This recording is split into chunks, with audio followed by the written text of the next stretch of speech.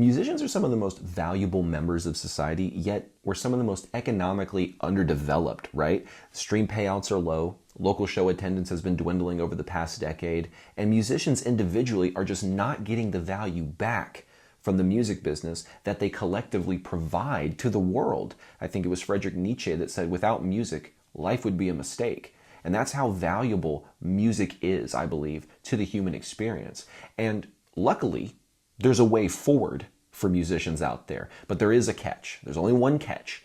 It's like you have to now become open to looking at things differently than you had in the past, because the way that we've looked at things in the past have gotten us to where we are today. And if where you are today is not where you want to go, then you have to change the way that you think about this, right? So in today's video, I'm going to share with you what are the things that you have to focus on? What are the things that you actually need to do as a musician to get more of what you deserve, okay? Now, the first thing that I need to go over is a quote that actually changed my life back in the day when I very first read it. I know that sounds dramatic, but it's very true, because I was very bitter at the music business. I had been through a very bad record deal. It was a distribution deal, and it just did not go in our favor. We spent a bunch of money on radio campaigns, and I was very, very bitter about the music business, or the music industry more specifically. And what happened was I read this quote, and I started to think to myself in 2016, I should probably tell you the quote. Charlie Munger came up with this quote. For those of you that don't know, Charlie is probably one of the world's greatest investors and gave away a lot of his knowledge in books and free lectures, and was just kind of a real big pioneer to helping the average person do better at investing and ultimately improve their position in life. And so Charlie has this quote. He was very blunt, and he said in his, I'll try to do it in a Charlie Munger accent, which he says, to get what you want, you have to deserve what you want. The world's not yet a crazy enough place to reward a whole bunch of undeserving people. And in Charlie's wisdom, as blunt and direct as that was, and how it kind of cut me to the bone a little bit the first time I heard it, I knew he was right. Because even though, we'd had some, Billboard indicator chart success, we were number 23 and 25 on a Billboard indicator chart for mainstream rock, and I had felt that maybe we had earned some sort of accolade or status. But really, when it came down to it, and I looked at our music business fundamentals, I was like, do we really deserve the success that we're talking about and claiming that we deserve? And then the more I looked at it, the more I was like, I don't think we've quite earned it yet. I like to use an analogy, right? If I look at the person who's next to me and they've got six-pack abs. I don't know if you know this about me. I do not have six-pack abs. I got to cut back on the sugar. I don't know if you've ever seen it, but I got to cut back on the sugar. And if I look at someone next to me who's got six-pack abs, and I'm looking at them, and I'm like, I deserve six-pack abs. Well, it's like, do I really? That person's over there being disciplined with their diet. They're holding off the sugar, which I am not, unfortunately. I still eat like I'm an 8-year-old. I'll have mac and cheese and cereal like all the time. But hey, it's cheap, whatever. So I look at that person, I'm like, they're disciplined with their diet. They're working on their core all the time, doing sit-ups. Good God, sit-ups. That just makes me think of gym class. And they're doing the work, right? They're putting it in every single day consistently. They're not missing a day, whether it's their workout or their diet. They're consistent, right? Does that person deserve six-pack abs? Absolutely they do. They've put in the work. They deserve it. Now, do I, the person who has not done any of that work, do I deserve six-pack abs? No, I don't. Right? Because I haven't done the necessary thing. But unfortunately, I'm sure you guys have seen this out there on the threads or the Twitter or wherever, right? Or X was what it's called. Sorry. I had a Twitter account back in 2009. Old habits are hard to break. So if you look at out on those platforms, you'll see musicians who are like, how come I'm not making enough money from my streaming? How come, people aren't coming to the shows like I wanted to come to them? And the problem is, I like to think about this analogy. Your songs are like the legs of your music business, right? So if you've got good songs, then your music business has legs. It can go somewhere, right? But does working on your legs improve your abs?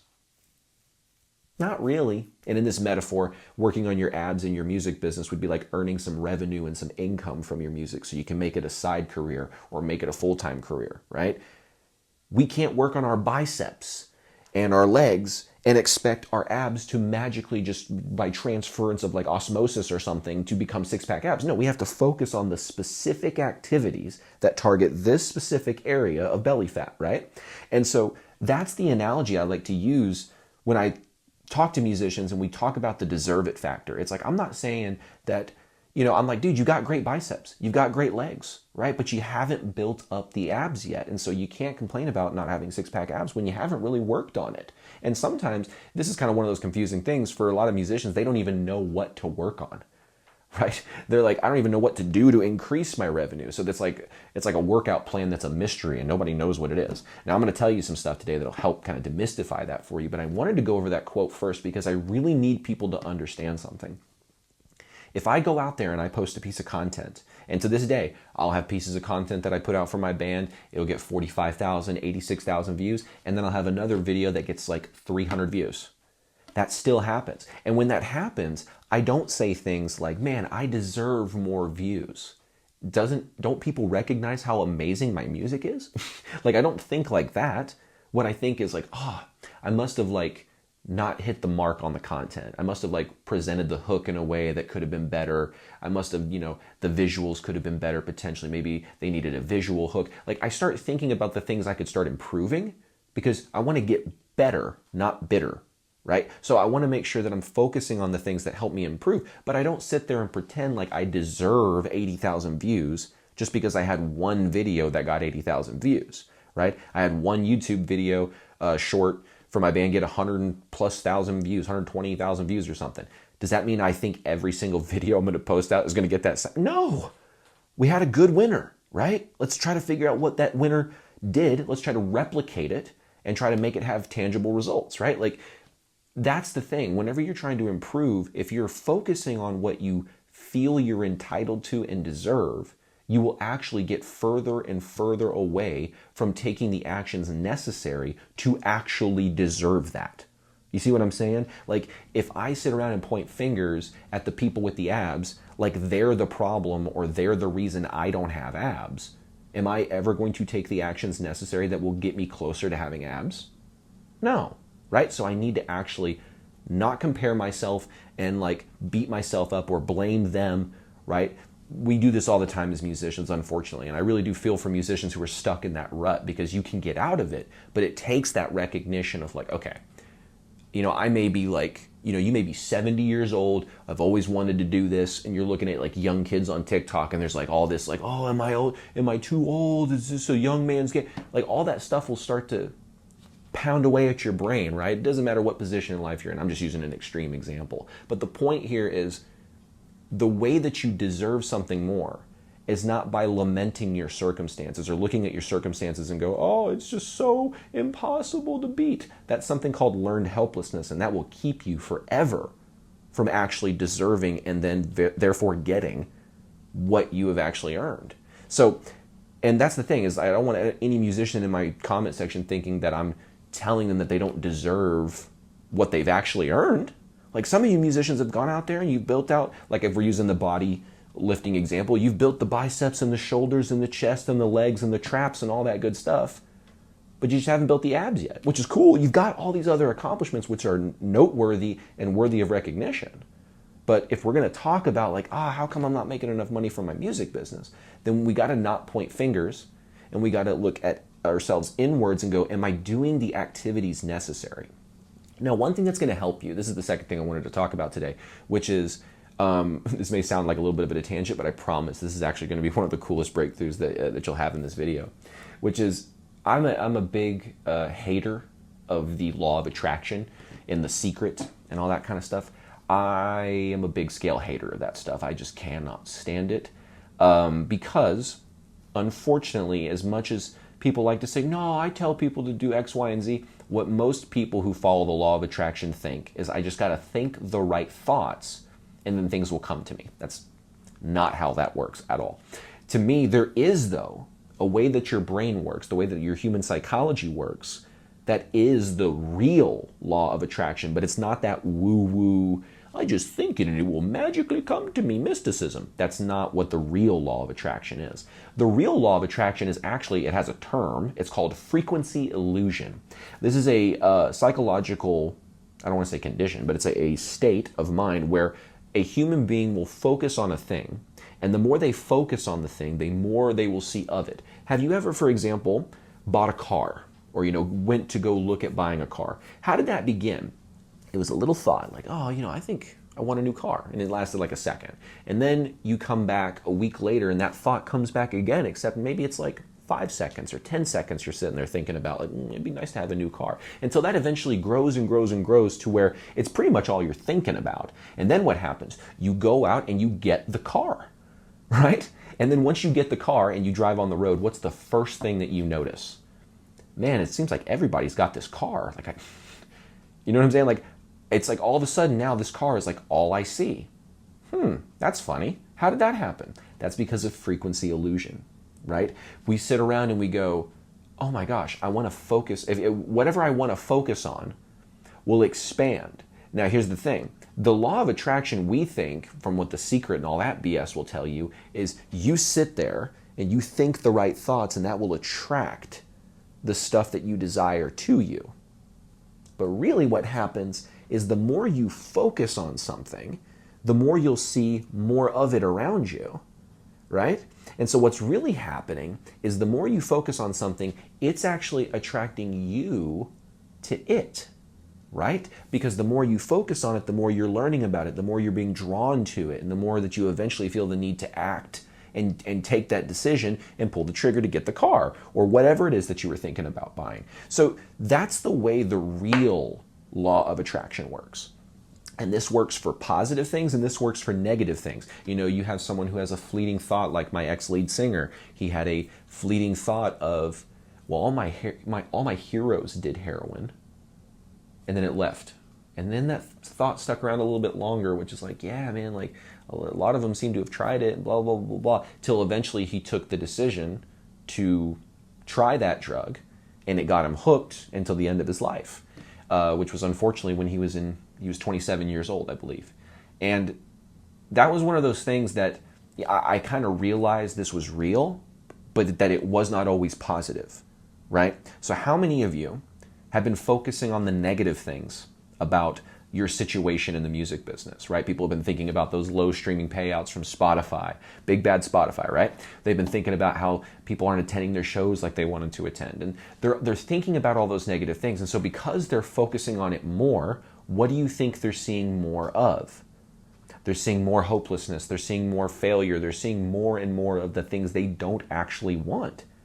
So what I want to tell you is that if you've been focusing on all the things that you think you can't do, you've been focusing on all of the external things that are going to prevent you from taking action, that is always going to hold you back. But if you start to focus on like, okay, what am I going to focus on that is going to attract me to what I actually desire, and let it pull me into it. So that way I am actually getting drawn towards something that is going to bring me higher in life, as opposed to getting further and further down the hole of negativity and learned helplessness, which is basically turns into a crab in the bucket syndrome once you get enough musicians in that position. Because then what happens is as soon as a musician starts to have positive thinking mindsets, people start going, who do you think you are? Some kind of like big fancy pants who think you're better than us? All that kind of stuff starts coming out, right? So you got to stay away from that stuff. And if you're in there, you got to start aiming up and kick those crabs in the face on your way up and like, get off me. You can stay down there if you want, but I'm getting out of here. You know what I'm saying? So now that I've gone through this, the question you're probably asking is like, okay, Dax, I understand that I need to get what I want in life. I need to deserve it more. So I need to focus on those things. What do I need to do? So when I focus on them, I'm going to see more of the things I need to actually do. But I'm actually going to give you now a few things that you should direct your focus on to help see more opportunities in those domains, and then start to actually get progress as a result. And once you get progress, you will be getting more of what you deserve because you'll be taking the right and necessary actions. So what are these things that you should focus on? The very first thing that you should focus on, first and foremost, it's the very top of your music business, so to speak, where people are going to funnel them down, right? The very top of your music business is your content messaging, right? I think a lot of musicians overthink content as such, like they're sitting there thinking about like the lighting or their camera angle and all these kind of things. To me, what I would rather you focus on, if you don't have big fancy setups and scenarios and situations that you can use for fancy visuals, take advantage of your words. Use headlines and put those texts over videos. And you'd be surprised how casual those videos can be and still be very, very effective, right? You would say like, no one would watch this lo-fi video, but yet it'll get 1,000 views. It'll get 30 comments. And you're like, oh, well, this was just some kind of thing, right? You have to look at this from a perspective of like, what is the messaging that is going to resonate with my dream fan? And then if you start to get a little bit obsessed with that, you start focusing on that intently to where it becomes that burning question that you need to know the answer to is, what is the thing that I can say for this song or this album or my brand that is going to bring that person who is going to be the best fan for me possible into my world? I like to think about it like this. Most of your dream fans are just hanging out with other bands right now. So you got to go find the other bands who have got your dream fans and start figuring out how you can create messaging to bring them over to you too. That's the very first kind of like, if you don't know where to start there kind of thing. So first thing you need to focus on and just let the real law of attraction pull you towards is, how do I create that content messaging that just connects with the person I'm trying to create something with? The next thing is you need to focus on, how do I build an email list? I know this sounds kind of technical for some, but you have to look at it from this perspective. There is going to come a time, I know it's surprising because I've lived through this, there's going to come a time when musicians are no longer going to be able to utilize Facebook. They're no longer going to be able to utilize Instagram or TikTok. Now, is that going to happen in the near future? I don't think so. But I've seen social medias come and go. Friendster used to be a thing. And then MySpace pretty much decimated that. And then MySpace was the big dog for many years until Facebook decimated that. And then we've had this kind of bifurcation. We've had, Facebook acquire Instagram. Snapchat's kind of still over here, making some money somehow. I don't know. Maybe it's for a younger demographic. I deleted Snapchat many years ago. And then there's TikTok and YouTube, I think, who are the people in the forefront, for musicians at least, is like the platforms to utilize to get the most reach and results is going to be YouTube and TikTok for sure. That's my opinion. But you have to look at it like, okay, how do I take people from these platforms where Mark Zuckerberg or Elon Musk or Google or TikTok, they own my followers, right? They're not even really going to send the videos out to my followers anymore. That's not really how the algorithm works. I mean, if your followers fall under the algorithmic filter for your content, then they will get your content. But you can have followers that follow you and then do other things where the algorithm's like, yeah, I'm not going to send that video to them. And I think it'd be better if I sent it to these group of people. And so then you'll get, So it's just a whole big mess, right? You don't get any of that with an email list. So you got to figure out how you can take these people who are commenting on your videos, following you, or even on the lower end of that, liking your videos, and figuring out, how do I reach out to them, maybe DM them personally, and get them to join the email list. There's lots of different strategies to do that, and I go over those with my clients and stuff, and I don't necessarily have the time to do that today. It'd be a 4-hour video. But the point is, you need to figure out what strategy you're going to utilize to get people from content, and so you got the messaging down. Okay, I've started to attract the right people. How do I drive them into my email list? Okay, now that I've got them into my email list, now what's the thing I really need to focus on? Create great offers. That is one of the biggest benefits and best uses of your time that you can develop for your music business, is an offer that you can know with certainty that if you put it in front of the fans who are joining your email list, they are going to be ecstatic to purchase it. Okay? So it's one of those things where you need to look at, who are those people who are commenting on all your videos, right? Who are the consistent commenters, right? The real high engagers. How do we drive them into that email list? But once they're there, we can't just leave them there and never communicate with them again. We have to utilize the email list for the goals for which it was created, which is communication and then also selling things. It's an $11 billion industry as of 2024, I believe. And so you need to look at things from this lens of okay, I really only got a few things to focus on, but if I focus on the right things, I will start to see more of the opportunities about that thing, right? Right now, if your content is stuck and you start obsessing about not the video quality and the angles and that stuff, but you focus on the messaging, that's going to increase your response. And as you get better and better at that, the response gets better and better as well. And then you're starting to like, okay, yeah, now you get some confidence building up. And now you'll see more opportunities to create content because, oh, let me speak to this because I know that my dream fan values this. Oh, let me speak to this because I know this is an interest or a behavior that my dream fan engages in regularly. You can start expanding those kind of things, right? So focus on the content messaging. Let those opportunities expose themselves to you and attract you to it so that you can learn more. Start building an email list. Focus on how you can start driving people into it, and you'll start learning all the different strategies, all the different content hooks that you can use to pull people in because you're starting to think about it more. You're starting to let it pull you in. And then creating offers, whether that's like a hoodie t-shirt offer, a wristband offer, a sticker in a mug. Like it could be any kind of, I like to do merch bundles. I think that's the best thing for a fan. That can be done through a print by demand site, or that can be done through, if you have any physical inventory from your live shows that you can like, we're only going to sell these. And once we sell these, we're not selling that anymore, right? You got to figure out what's the way that you can create an offer that every single fan is just like, I need to have this. I need to have it, right? So if you start to focus on those things and really don't start thinking about what you deserve, start thinking about what you need to focus on, what do you need to let attract you so that you can increase your skills in the domains that actually get you those six-pack abs for your music business like we were talking about, right? That's the exercises, quote unquote, that you need to do.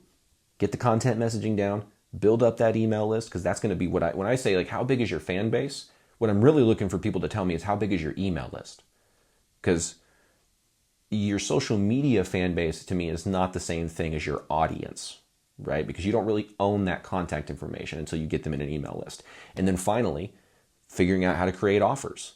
If you can start to focus on those three things, just think about the logical progression of that. I attracted them via content using my music, so my music is the thing that connected them. Now they're in the email list. Now I'm going to connect them to me as an artist, and then I'm going to sell something. If you focus on those three things, those are the things that will actually lead to more revenue for your music business, right? So, because you see the chain of events that lead kind of like dominoes one to the next, right? So hopefully this video has given you a new perspective of looking at your music business to understand that like, oh, it's not that I can't do these things. I just need to start working out my abs.